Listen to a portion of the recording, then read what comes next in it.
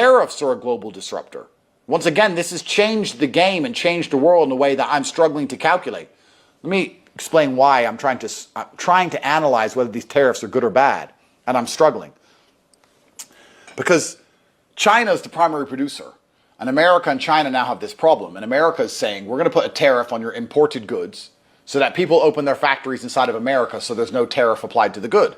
So if we have to make these cups, instead of having a cup factory in China, because there's tariffs on the product, which makes them expensive to import, we're going to open a cup factory in America, so when the cup's made, there's no tax on top of it, which makes it cheaper to bring jobs home.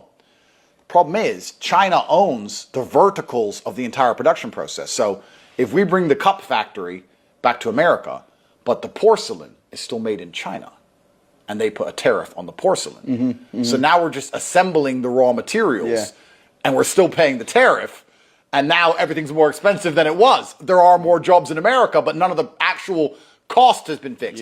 And it's that way with lots of things, especially with China, with like pharmaceuticals or electric vehicles. I know we have Tesla and Elon, or certain types of electronics and certain things they do. The Chinese, they own everything from the cobalt coming out of the ground and the uranium coming out of the ground in the Central African Republic, because they own that government, all the way up to all the processing elements, all the way up to the actual final construction. So us coming along with a factory and trying to do the final construction, it's like IKEA.